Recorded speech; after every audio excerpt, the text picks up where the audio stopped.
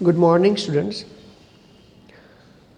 दिवाली और नए साल के बाद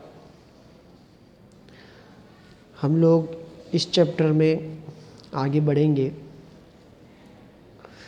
अब हम लोग पिछली बार लेक्चर में देखा था कि कुल 3 और 1 उस तरह से 4 मुख्य क्वांटम संख्या थी कि जिसमें पहली मुख्य क्वांटम संख्या जिसका जो है मैंने आप लोगों को माइक्रोसॉफ्ट टीम में उसको पढ़ाया था कि जिसमें मुख्य क्वांटम संख्या n थी, उसके बारे में जानकारी दी थी। उसके बाद द्विआंशीय क्वांटम संख्या हम लोगों ने देखी थी, जिसको हम लोग कक्षक कोणीय संवेग या बॉम क्वांटम संख्या कहते थे। ठीक है। उसके बाद हम लोगों ने लास्ट देखा था चुंबकीय कक्षक क्वांटम संख्या। ठीक है। उसके ऊपर से हम लोगों ने बहुत सारी जानकारी प्राप्त की थी। ऊर्जा के बारे में देखा था, कक्षकों की आकृति के बारे में देखा था, कोई भी मुख्य क्वांटम संख्या के लिए, गौण संख्या के लिए उसके ऊपर से हम लोग उपकोष का संकेतन भी देख चुके थे। उसके हिसाब से मैंने आप लोगों को सिखाया था कि L के मुताबिक हम लोग उपकोष का संकेतन कर सकते हैं। L ये हमारा गौण क्वांटम संख्या है, बॉम क्वांटम संख्या है, जिसका मूल्य शुरू होता है 0, 1, 2 और 3। और ये स्मॉल l का मूल्य प्राप्त होता है मुख्य क्वांटम संख्या n से, जो शुरुआत होता है 1, 2, 3, 4 से। तो L से हम लोगों को उसका संकेतन भी पता चलता है कि उस कक्षक का संकेतन क्या होगा। L यदि 0 हो तो कक्षक का संकेतन S था, क्रमानुसार उसी तरह से 1, 2, 3 होने से P, D, F था। अर्थात 0 के लिए S, 1 के लिए P, 2 के लिए D। तो 0 के लिए S, 1 के लिए P, 2 के लिए D और 3 के लिए F। और आगे उसकी संख्या ये जो 1, 2, 3 और 4 है वो किसके मुताबिक है? वो मुख्य क्वांटम संख्या के मुताबिक है। यदि 4 है तो उसके लिए कुल 4 कक्षकें प्राप्त होती है, उपकोष संख्या 4 मिलती है, जिसका क्रम होता है 0, 1, 2, 3। तो उसकी कक्षक होती है 4s, 4p, 4d और 4f। यहाँ तक हम लोगों ने जो है उसका अभ्यास किया था। अब इसके ऊपर से हम लोग कक्षक की संख्या भी प्राप्त कर सकते हैं। कक्षकों की संख्या प्राप्त करने के लिए हमारे पास एक सूत्र होता है, उस सूत्र का हम लोग इस्तेमाल करते हैं। तो कक्षकों की संख्या ज्ञात करने का सूत्र हमारे पास है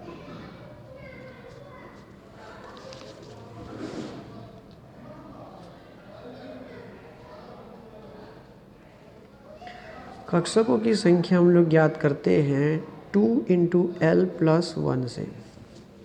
तो अगर आप लोगों को टेक्स्ट बुक में देखना हो तो 55 नंबर के पेज पर आप लोग टेक्स्ट बुक में देख सकते हो कि यदि हम लोग L का मान लिखें और लिखें उपकोष संकेतन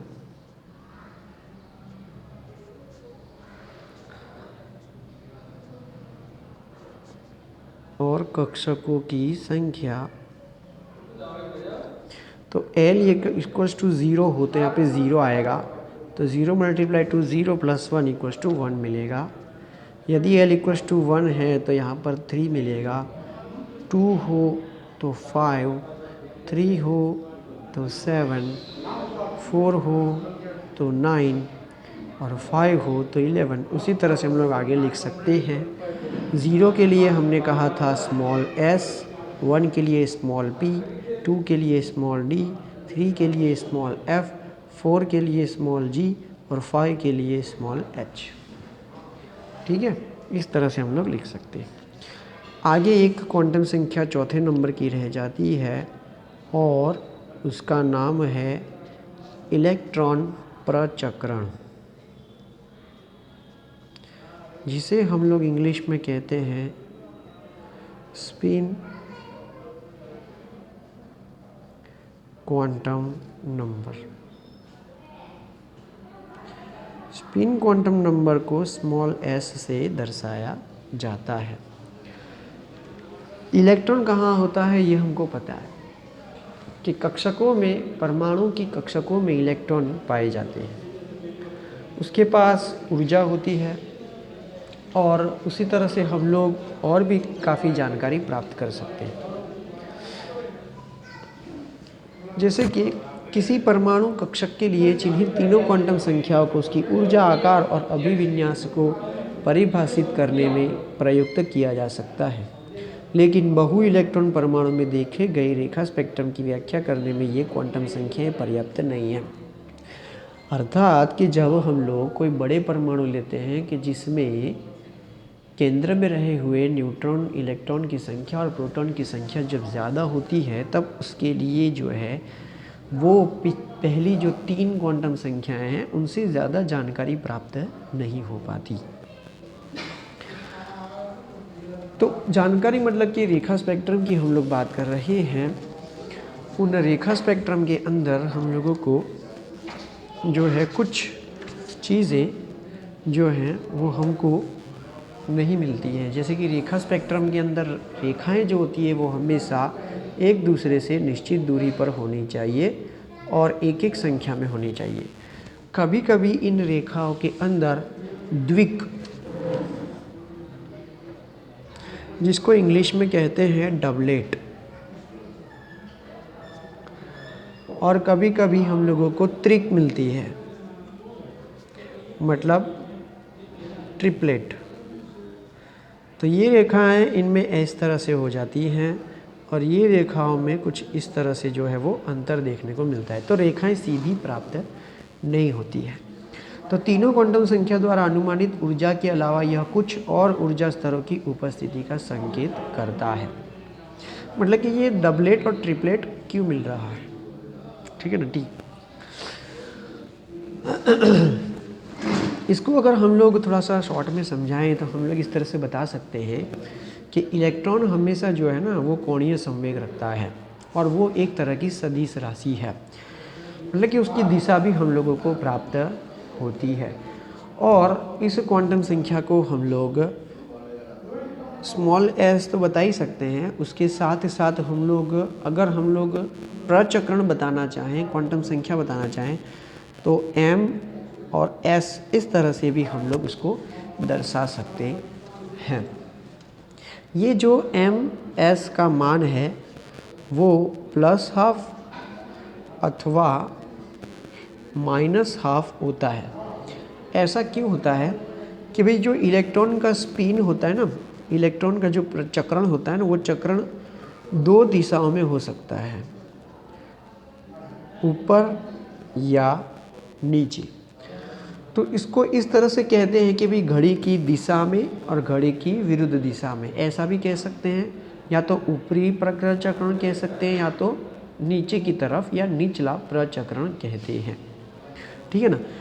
ऊपरी की तरफ होगा तब वो हाफ होगा, नीचे की तरफ होगा तब वो हाफ होगा, लेकिन ऊपर और नीचे दोनों का मूल्य हाफ सही है, बराबर है, लेकिन उनमें अंतर क्या है, तो उनमें अंतर ये है कि ये प्लस होगा और ये माइनस होगा, ठीक है। ये हम लोगों को याद रख लेना है। अब हम लोगों ने यहाँ तक सारे 4 क्वांटम संख्या पढ़ चुके हैं, उनसे हमको क्या क्या जानकारी प्राप्त होती है उसके लिए हम लोग देखते हैं कि भाई पहला है n से कोश का बोध होता है, यह कक्षक का आकार और काफ़ी हद तक ऊर्जा निर्धारित करता है, ठीक है। nth कोश में, nth मतलब कि उस नंबर की कक्षा, उस नंबर की कोश की बात हो रही है। nth कोश में n उपकोश होते हैं। L कक्षक की आकृति बताता है। प्रत्येक प्रकार के उपकोश में 2l+1 कक्षक होते हैं। तो अगर हम लोग इसको समझे तो भाई nth कोई मानो कि चौथे नंबर की है तो उसमें कितने उपकोश होंगे, तो चौथी कोश के अंदर n उपकोश होंगे, मतलब कि चौथी जब कोश होगा ना तो उसके अंदर उपकोश भी 4 होंगे। फोर्थ एग्जाम्पल में बता रहा हूँ उदाहरण कि भाई फोर्थ है तो यहाँ पर क्या होगा 4, कुल कितनी उपकोश होंगी 4। फिर उसके लिए बोला गया कि भाई L जो है ना वो कक्षक की आकृति बताएगा। कक्षक की क्या बताएगा, वह आकृति बताएगा और उस कोश में रहे हुए उन कक्षकों की संख्या कितनी है। तो उपकोश में कक्षक की संख्या कैसे, कौन से सूत्र से ज्ञात करते हैं। तो कक्षक की संख्या हम लोग 2+2l+1 से प्राप्त होंगी।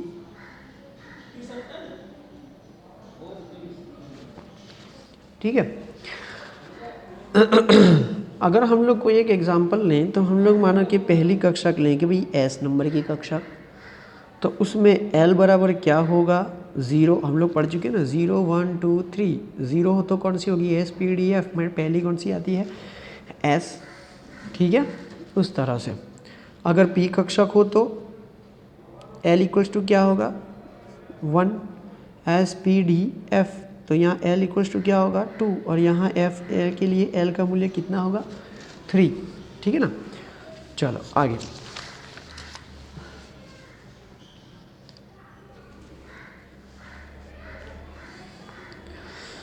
ML कक्षक के अभिविन्यास को प्रदर्शित करता है कि भाई कक्षक का विन्यास क्या होगा।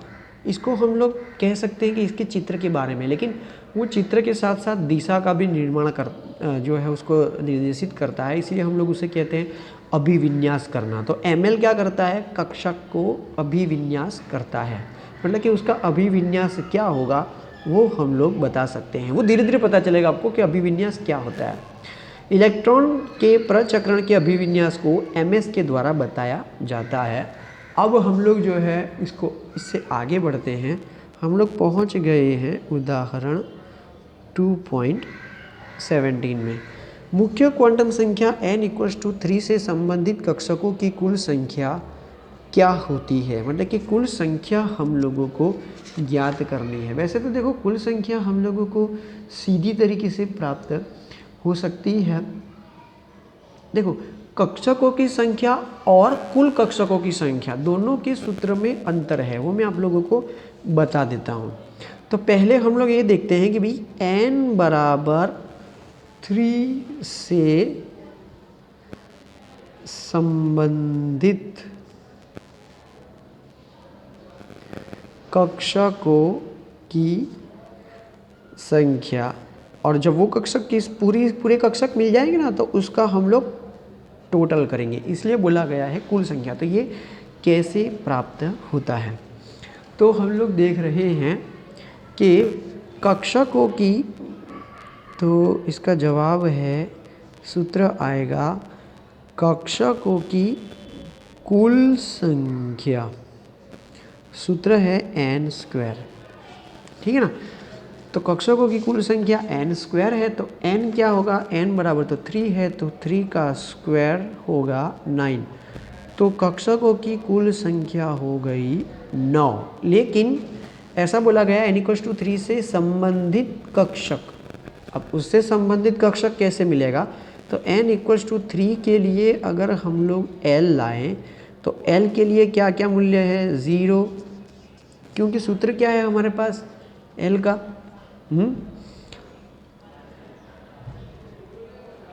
0 to n+1 है ना, 0 to n-1। तो 0 to n-1 करते हैं तब हम लोगों को प्राप्त होता है कि भाई 0 से n-1, तो हम लोगों को मिलेगा 0 से 3 - 1, तो 0 से 2। 0 से 2 का मतलब क्या हुआ कि 0 है, 1 है और 2 है। तो ये तीन चीज़ें हम लोगों को प्राप्त होती है। अब l=0 हो तो कक्षक कितनी मिलती है हम लोगों को, तो l=0 है तो कक्षकों की संख्या, कुल संख्या नहीं, कक्षकों की संख्या क्या थी, तो हम लोग यहाँ पे लिखते हैं ना 2l+1। l=0 रखेंगे, 0 × 0 + 1 = 1। तो टोटल हम लोगों को अभी कितनी कक्षक मिली, संबंधित कक्षक 1। l=1 लिखेंगे, l=0 हो गया, 1 लिखते हैं, तो 1 लिखेंगे तो क्या होगा 2 × 1 + 1 = 3, तो इक्वल्स टू हम लोगों को मिलेगा 3। l=2 ये रहा, तो हम लोग यहाँ पे लिखेंगे 2 × 2 = 4 + 1 = 5। that means 5. So how many Kaksas orbitals are there? 5 plus 3, 8 plus 1, 9. So now you can get the total number of orbitals equals to 9 for the n equals to 3. तो n equals to 3 के लिए कुल कक्षकों की संख्या कैसी प्राप्त हुई? 9. लेकिन संबंधित कक्षकों की संख्या, तो संबंधित कक्षकों की संख्या क्रमानुसार 1, 3 और 5 होती है। चलो ठीक है। अब हम लोगों को आगे पढ़ना है परमाणु कक्षकों की आकृतियाँ। तो टॉपिक है 2.6.2। अब वो मैं देख लेता हूँ कि हमारे वो मुद्दों में है या नहीं, क्योंकि अगर हम लोगों को वक्त मिलेगा तो सब कुछ चलाएंगे और मैं थोड़ा ऊपर से जानकारी भी आप लोगों को दे दूँगा। बाकी पूरा चलाएंगे तो हमारे जो कोर्स है ना वो अधूरा रह जाएगा। ठीक है, फिर से लॉकडाउन लग चुका है, मतलब कि कर्फ्यू हो चुका है आज, और स्कूल में जो चालू होने वाली थी वो स्कूल अभी जो है वो कैंसिल हो चुकी है।